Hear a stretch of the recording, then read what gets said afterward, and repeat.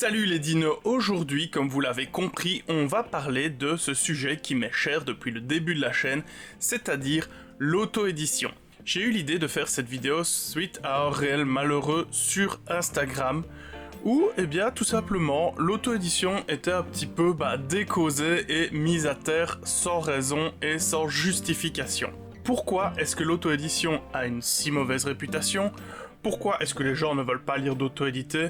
Qu'est-ce que les auto-édités finalement, hein? Eh bien tout ça on va essayer d'y répondre dans cette petite vidéo de la manière la plus claire possible, et ce, grâce à des questions que j'ai posées à une vingtaine d'auteurs auto-édités. Tout simplement. Et si vous êtes un petit peu curieux, je vous conseille de rester jusqu'à la fin de la vidéo. Il n'est pas impossible qu'il y ait un gros concours qui se profile quelque part. L'info est passée.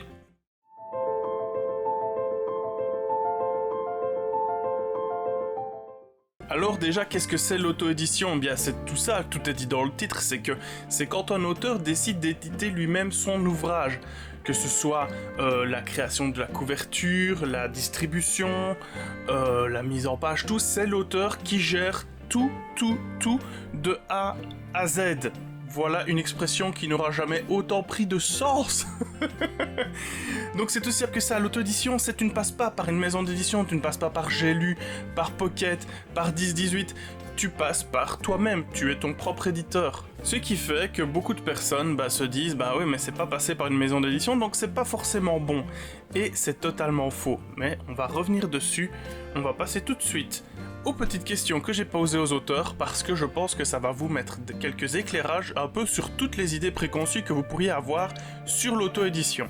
Alors la première question que je leur ai posée, c'est super logique, c'est celle que je pose à tous les auteurs dans chacune de mes vidéos, c'est pourquoi avez-vous choisi l'auto-édition? Alors évidemment, ce qui revient la plupart du temps, c'est avoir la main mise sur tous les aspects créatifs et avoir le produit dont ils rêvent. Parce qu'il faut savoir que dans une maison d'édition, la maison d'édition va faire des choix pour vous aussi et va vous demander aussi de changer des choses. Il y a beaucoup de contraintes dans une maison d'édition que vous n'avez pas en auto-édition. En auto-édition, vous êtes totalement libre de tout. Libre de vos choix artistiques, libre de ne pas censurer certains passages. Voilà, c'est une liberté totale à 300%. Et c'est quand même vachement sympa, même si quelque part c'est une fameuse masse de boulot. Alors il y a aussi la peur d'avoir des soucis avec les maisons d'édition. J'ai vu des auteurs qui ont proposé des ouvrages qui ont été pris en maison d'édition, et quand ils ont voulu récupérer les droits, etc., les maisons d'édition leur ont fait des trucs pas possibles, et au final ça a été plus un problème qu'autre chose. Voilà, puis alors les maisons d'édition, évidemment il y a des réponses très lentes, les publications aussi sont très lentes, donc parfois entre le moment où vous allez créer votre bouquin et le moment où la maison d'édition va la sortir, vous allez peut-être avoir 1 an, imaginons, alors qu'en auto-édition, une fois que votre bouquin est prêt, il sort. Donc ça peut-être entre la fin de l'écriture, si vous avez déjà la couverture, etc., vous pouvez peut-être mettre 1 semaine, 1 mois, voilà, c'est vachement plus intéressant à ce niveau-là. Alors certains, ils sont allés un peu par hasard aussi, il y a la découverte, et ils ont été très satisfaits de ce qu'ils ont découvert grâce à l'auto-édition. Il y a évidemment aussi le côté passion, que l'auteur écrit par passion, et pas pour appât du gars, ou pour être connu, ou pour devenir le nouveau Stephen King, ou quoi que ce soit. C'est juste, j'aime écrire, je voulais partager mon truc, et je voulais le faire moi-même. Auto-édition. Alors il y a le côté évidemment de ne pas avoir de compte à rendre à une maison d'édition, bien entendu, voilà, on en revient évidemment à ce côté libre de rester libre de ses choix. C'est un format également plus économique parce que il y a des plateformes qui vous permettent d'éditer votre livre de manière vachement bon marché. Il y a Amazon, vous pouvez pas faire passer vos bouquins par la Fnac, il y a même carrément des sites qui sont spécialisés dans l'auto-édition, voilà, et qui distribuent. À ne pas confondre aussi l'auto-édition avec l'édition à compte d'auteur. L'édition à compte d'auteur, c'est vous passer par une sorte de maison d'édition, mais c'est vous qui vous occupez de tout en dehors de la distribution et de la publicité en fait. Voilà, et c'est vachement plus, ça demande vachement plus d'argent, et c'est encore un système différent, mais ça se rapproche relativement fort de l'auto-édition. Alors il y a des auteurs qui ont eu de très mauvaises expériences avec des maisons d'édition, ce qui veut donc dire que, quelque part ils étaient assez bons pour y être, mais qui par exemple ont des paiements qui n'ont toujours pas été effectués, la suppression de passages importants, ou une pression constante de la maison d'édition pour différents détails, voilà, et du coup, en auto-édition, vous êtes votre seul patron, donc la seule personne qui vous fout la pression, c'est vous-même. Alors ce qui est très très chouette, et ça aussi c'est revenu très souvent, c'est la communauté des auteurs et des lecteurs qui est extrêmement bienveillante. Effectivement, quand vous êtes dans l'auto-édition, en général, si vous vous faites connaître, c'est parce que vous faites votre propre promo. Et donc vous avez tendance à être vachement plus proche de votre lectorat et des autres auteurs auto-édités que dans l'édition normale. À moins de vous appeler Amélie Nothomb, j'adore. Donc du coup, voilà, moi c'est aussi comme ça un peu que j'ai découvert l'auto-édition. J'ai gagné un livre, Conte de zombies d'Anthony Lamacchia, dont je vous ai parlé dans une vidéo précédente, la précédente d'ailleurs. Et de là, je me suis dit, waouh, putain, c'est génial. J'ai acheté Oracle, j'ai acheté Insomnie, j'ai acheté d'autres qui vont arriver, vous aurez les vidéos très bientôt. Une fois que vous aimez l'auto-édition, que vous avez pris plaisir, comme moi, à le défendre, vous en arrivez à faire une chaîne, vous parlez à 90% d'auto-édition. Voilà, et à faire une vidéo spéciale auto-édition. Voilà, c'est aussi une manière très simple de se lancer. Il y a des possibilités d'apprendre par soi-même. Ce qui est cool aussi, c'est pour les écrivains qui sont très prolifiques, parce qu'il y en a, ils écrivent, ils alignent les bouquins, et ça veut pas dire qu'ils sont de mauvaise qualité, c'est juste que c'est des gens qui ont des idées à revendre encore et encore, et une maison d'édition ne pourrait pas suivre leur rythme d'écriture, donc ils préfèrent s'auto-éditer et pouvoir balancer 3 livres par année s'ils en ont envie, et sans avoir de contraintes. Alors c'est une alternative aux maisons d'édition, parce qu'évidemment des fois les maisons d'édition refusent les livres. Pas par manque de qualité. Par exemple, un livre peut être refusé parce qu'il ne correspond pas à la ligne éditoriale de la maison d'édition. Vous pouvez envoyer, je ne sais pas moi, je n'avais pas envoyé un livre de romance chez Horreur Édition, que je viens d'inventer. Mais voilà, c'est un peu dans ce principe-là. Des fois, on connaît pas toujours très bien la ligne éditoriale de certaines maisons d'édition. On tente le coup et on nous dit non, voilà, ça ne correspond pas, je suis désolé. Ça veut pas dire que c'est mauvais pour autant. D'ailleurs, on reviendra sur ce sujet un peu plus tard dans la vidéo. L'avantage aussi, c'est de pouvoir constituer sa propre équipe éditoriale. Encore une fois, tu choisis ton graphiste, tu choisis quelle plateforme tu vas utiliser pour vendre ton bouquin. Voilà, tu as vraiment le choix de tes bêta lecteurs, de tes alpha lecteurs. Voilà, c'est vraiment quelque chose où tu as une liberté totale à 900%. Tu es ton patron finalement, tu es auto-entrepreneur, auteur. Évidemment, ça aussi c'est une réponse qui est revenue le plus souvent, c'est que les paiements sont réguliers, mensuels, comme si tu travaillais dans une boîte quelconque, et un meilleur pourcentage sur tes livres. Parce qu'il faut savoir que par exemple, si tu passes par une plateforme comme Amazon pour distribuer tes bouquins, sur, on va dire, 10 €, il y a beaucoup de chances que tu n'en retouches que 2.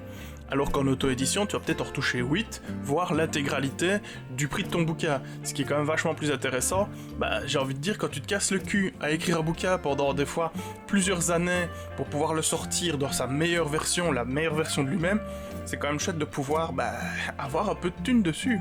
Alors la deuxième question qui m'est venue de manière totalement logique, c'était quelles remarques et clichés avez-vous déjà eu à faire au sujet de l'auto-édition. Le premier, et celui-là je vais vous parler de quelque chose qui m'a vraiment effaré, c'est que les bouquins d'auto-édition sont bourrés de fautes. Alors certes, comme tu es dans l'auto-édition, tu te fais corriger par des correcteurs qui ne sont pas forcément professionnels. Il y a des plateformes où tu peux demander à des correcteurs professionnels de corriger ton livre, mais c'est pas toujours facile, au niveau de l'argent, c'est pas toujours simple. Donc il arrive, j'en ai déjà vu, sans problème, dans des bouquins auto-édités, une petite faute d'orthographe, une petite coquille, un truc qui ne va pas.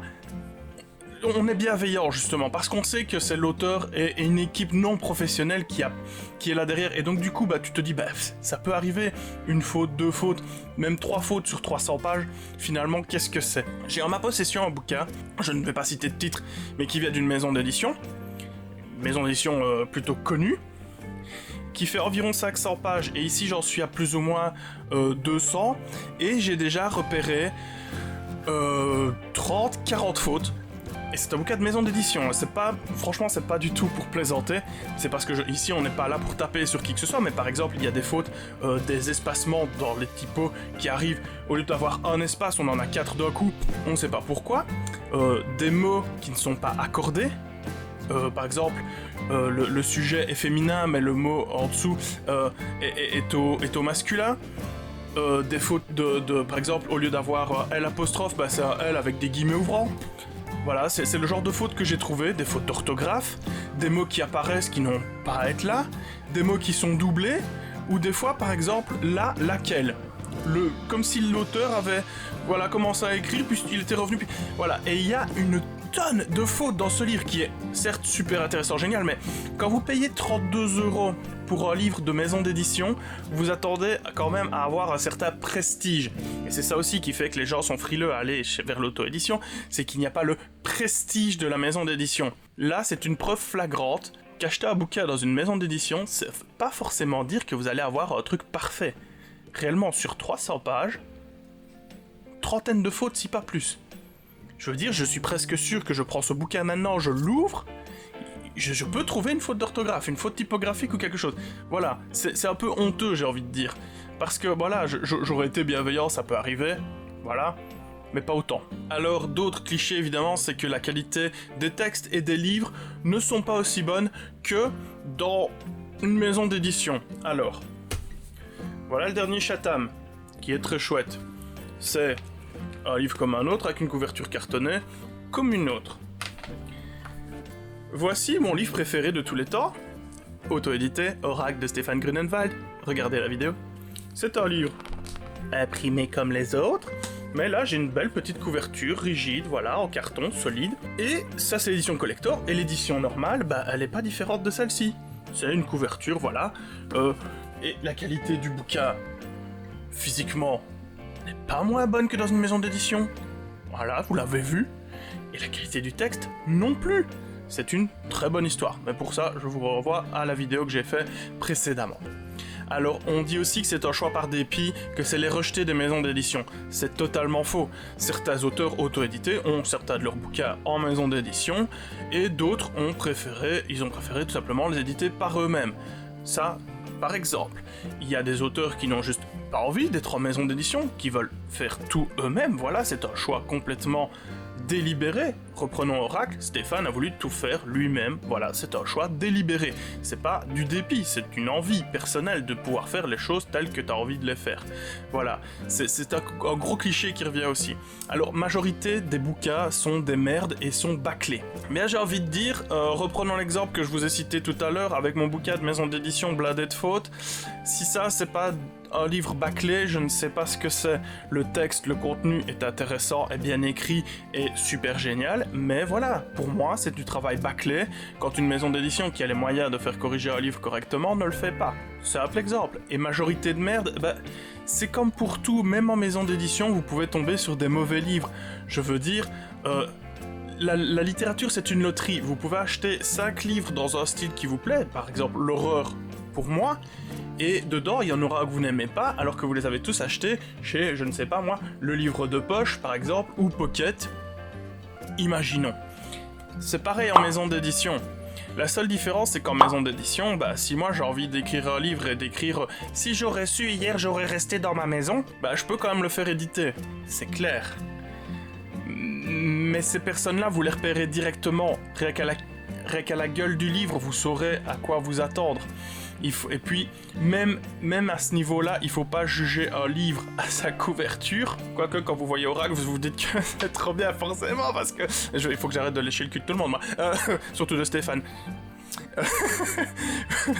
Mais voilà, enfin je veux dire, et la plupart du temps sur les auto-édités comme ils sont sur des plateformes comme Amazon, etc., vous avez toujours un extrait, vous pouvez lire un extrait de 3-4 pages sur la plateforme. Donc au lieu de vous dire c'est de la merde, t'as vu la couverture, elle est pas professionnelle, lancez-vous, cliquez sur lire 2-3 pages et vous verrez bien si le contenu correspond à la couverture ou si au contraire la couverture ok elle est pas terrible mais au moins le contenu du bouquin est génial. Voilà, parce que bon, revenons-en à la couverture, je veux dire, voilà, Maxime Chatham, elle est belle la couverture, hein, ça a sans doute été fait par un beau graphiste, tout le bordel, c'est très joli. Mais bon, reprenons ce livre totalement au hasard, hein, Oracle. Allez me dire que la couverture d'Oracle, alors évidemment il y a Bulma qui a un peu rongé le bouquin, encore une fois, mais allez me dire que la couverture d'Oracle est moins belle que celle de Maxime Chatham. Voilà. À un moment, faut se respecter, les gens. Hein. Alors, livre d'amateur ou d'écrivain raté, ça revient au même, encore une fois, c'est totalement faux. Certains ont déjà été édités en maison d'édition. Voilà. Donc, ça veut absolument rien dire. Livre d'amateur, certes, il y a des amateurs dans l'auto-édition.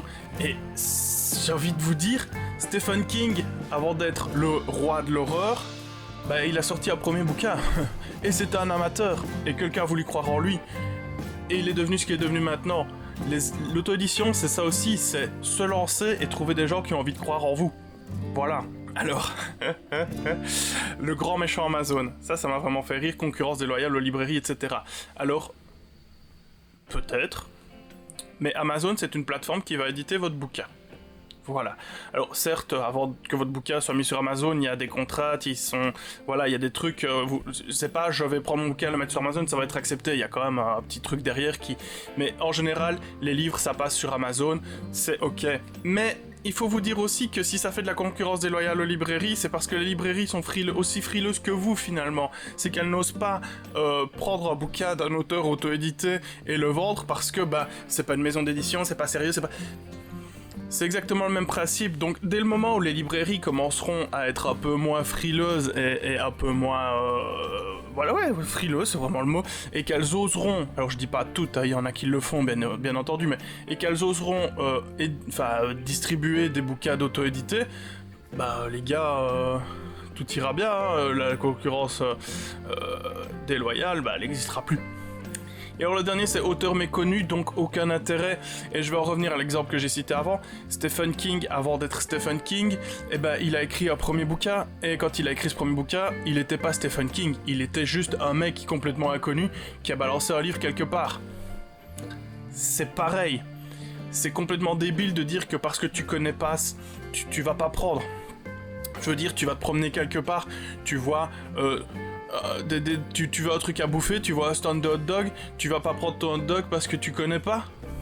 Non. Un hot dog, c'est un hot dog. Tu auras la possibilité de tomber sur un bon comme sur un mauvais. Voilà. Et ça, c'est un truc aussi que je voulais dire, c'est que l'auto-édition et les maisons d'édition, ça peut être comparable à l'industrie. C'est-à-dire que la maison d'édition, c'est une grosse usine, voilà, qui produit des trucs que tu consommes tous les jours, hein. Et tu te dis, ok, c'est la voie de la sécurité, je connais, je sais que si je vais là-bas, je vais trouver quelque chose que je cherche et que je veux, et que t'en seras sans doute satisfait. Voilà. Mais t'as aussi la possibilité que, pour une fois, il y a eu un problème dans la chaîne de fabrication, et que, je sais pas moi, ta tablette de chocolat, dedans, il y a une noisette qui est un peu trop cuite et que ça a un goût un peu dégueu, et que tu te dis, cette tablette-là, elle était pas bonne. Est-ce que tu vas arrêter d'acheter ton chocolat dans cette entreprise-là? Absolument pas, tu vas continuer à le faire parce que t'aimes bien ce chocolat et que si tu tombes une fois de temps en temps sur une petite noisette un peu trop cuite, c'est pas grave. L'auto-édition, en comparaison, c'est la petite entreprise locale qui, elle va faire son petit chocolat de manière plus réduite, avec des moyens différents, et certes, ce sera la même chose, tu vas peut-être tomber sur une noisette trop cuite à l'auto-édition aussi, mais le reste du chocolat il sera bon. Donc c'est pas parce que sur 120 carrés de chocolat tu vas tomber sur un qui est mauvais que tu vas te dire que toute la tablette elle est pourrie. C'est pareil, voilà. Donc c'est pas parce que tu as la sécurité dans une maison d'édition d'avoir un bon bouquin, reprenons mon exemple de tout à l'heure, le livre est bon mais le reste ne l'est pas, que dans l'auto-édition tu vas avoir que de la merde. C'est stupide en fait au final, et je suis pas en train de vous juger parce que j'étais pareil. J'ai en face de moi, là je le vois, un bouquin d'une autrice belge auto-éditée que je n'ai jamais lu, je l'avais gagné, on me l'avait dédicacé, etc. Je ne l'ai jamais lu parce que j'avais ces mêmes préjugés. Et c'est seulement maintenant, depuis environ 6-7 mois, on va dire allez 1 an, que grâce à Conte de Zombies, à Oracle, à Insomnie, à Memento Mori et encore à d'autres qui vont arriver, que je me suis dit mais bordel, pourquoi j'ai été aussi bête, pourquoi je me suis retenu de découvrir des trucs finalement. C'est vrai, il y a juste à se lancer et c'est parti quoi. Voilà. Alors l'avantage et l'inconvénient de l'auto-édition. Alors on va commencer par les avantages, parce que le positif d'abord, autonomie totale, pas de censure, pas de code, pas d'obligation, pas de délai, c'est toi qui gères tout. Les retours financiers sont plus intéressants, ça revient au même que la première question, en plus ou moins des délais plus courts. La possibilité de gérer aisément ses stocks, voilà, soit avoir du stock si tu as envie de vendre toi-même, tu vois, si tu as un site, tu veux vendre toi-même ton livre pour pouvoir le dédicacer aux gens qui l'achètent, etc. Ou passer par l'édition à la demande, comme par exemple Amazon. Se créer son propre cercle éditorial, voilà, tu as ton graphiste, tu as ton correcteur, tu as tes bêta-lecteurs, tes alpha-lecteurs, tout ça. Et ton lectorat, très important. Il y a une certaine fierté du travail accompli. C'est, oui, t'as tout fait toi-même, et t'as réussi à éditer ton bouquin, et il y a des gens qui le lisent, et il y a des gens qui l'aiment. Des gens qui ne l'aimeront pas, c'est inévitable, tout le monde ne peut pas tout aimer. Mais voilà, tu as la fierté d'avoir réussi à te casser le cul à faire un bouquin, putain, c'est génial. Et pas un bouquin forcément de 10-15 pages, un bouquin de Oracle qui en fait 300, Memento Mori qui en fait 300 passés aussi, Conte de zombies pareil. C'est énorme, c'est énorme. Alors encore une fois, il y a cette idée de bienveillance, l'entraide entre auteurs, l'entraide entre auteurs et communauté et lectorat, parce qu'il y a des gens, qu'au début c'est juste un lecteur, ça devient un ami, ça devient un bêta lecteur, un alpha lecteur, voilà, c'est vraiment, c'est un monde très large, et moi je trouve ça vraiment génial. Insuffler ses propres valeurs tabou à son roman sans censure. Bah voilà, je veux dire, encore parler d'Oracle. Dans Oracle, on peut te parler de démembrement, de satanisme, de black metal, Ben voilà, quelle est la dernière fois où vous avez ouvert un livre de maison d'édition qui avait, je vais dire, des couilles grosses comme ça?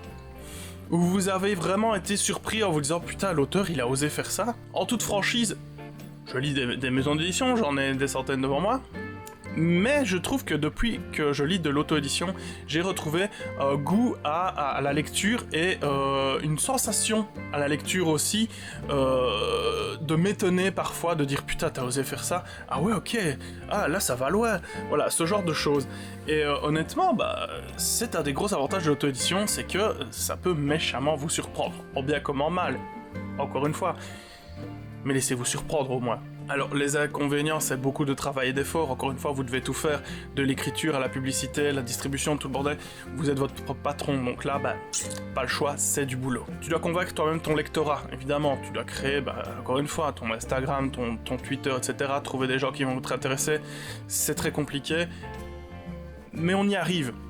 Un sentiment de solitude, oui, tu es seul avec ton bouquin, même si tu as ton lectorat, même si tu as tes graphistes, etc., finalement, t'es quand même la seule personne qui écrit le livre, donc des fois, tu vas douter de tes choix, etc. Voilà, c'est assez logique. Il n'y a pas quelqu'un derrière qui va venir te rassurer, une maison d'édition, quelque chose. Devoir beaucoup se renseigner sur des choses qu'on ne connaît pas. Oui, la mise en page, qu'est-ce qu'un quadrata, tiret non sécable, voilà, des trucs comme ça. C'est des trucs, c'est des notions de graphisme aussi, quelque part, donc voilà, c'est quelque chose qui... Mais bon, YouTube est là pour t'aider, finalement, Internet est une mine d'informations inextinguible. Ça se dit ? Ça se dit. Manque de visibilité, difficulté de se faire connaître, voilà, ce qui peut donner lieu à des publicités agressives d'auteurs sur les réseaux sociaux, et ça j'en ai déjà eu. Au lieu de s'abonner à ton compte Instagram et de venir dire voilà, j'ai vu que tu lisais de l'auto-édition, est-ce que ça te tenterait de jeter un œil sur mon livre, j'ai un extrait sur Wattpad ou un truc comme ça, non c'est hey, salut, j'ai écrit un livre, regarde, je le vends sur Amazon, et si tu veux un extrait, il y en a un sur Wattpad, go go go go go. Ça se fait pas les gars, hein. Ça, c'est vrai. Vous êtes vraiment le genre de personne qui donne une très mauvaise, une très mauvaise image de l'auto-édition. Soyez respectueux du lectorat. On n'est pas des machines, hein. Ok. Voilà. Faire face aux clichés sur les auto-éditions. Là, on en a parlé un peu avant. Accès compliqué aux diffuseurs et aux librairies. Voilà, parce que encore une fois, les clichés sont là et du coup, les librairies sont frileuses et les lecteurs sont frileux. Cette vidéo est là pour essayer de vous faire changer d'avis. Le dénigrement des lecteurs, oui, forcément, il y a certains lecteurs, et ça je l'ai déjà vu pour des livres que j'ai lus, qui n'ont pas lu le livre, mais qui vont leur faire une sale review sur Amazon. Ou sur les réseaux sociaux. À quoi ça vous sert, les gens, de descendre quelqu'un qui s'est cassé le cul à écrire un livre pendant des heures, des mois, des années ? Si t'aimes pas, si tu veux pas lire de l'auto-édition, passe ton chemin, mais va pas détruire la carrière de quelqu'un, va pas détruire son livre si tu l'as même pas lu. Et si tu l'as lu et que t'as pas aimé, sois au moins respectueux, dis pourquoi t'as pas aimé, et des arguments que d'aller dire « Encore une raison de plus de l'auto-édition, c'est vraiment dégueulasse !» C'est bon, t'as eu une mauvaise expérience, ça va. Et évidemment, la dernière, le dernier défaut, c'est que une mauvaise expérience avec un auto-édité va impacter toute l'auto-édition en général. Je veux dire, c'est comme pour tout, si tu as une mauvaise expérience une fois avec quelqu'un, que tu couches avec quelqu'un et que ça se passe pas super bien, est-ce que tu vas arrêter de faire l'amour pour autant ? Non, c'est pareil. Est-ce que si tu lis ton auteur préféré et qu'une fois il va faire un bouquin qui sera pas terrible, est-ce que tu vas arrêter de le lire pour autant ? Je ne pense pas non plus.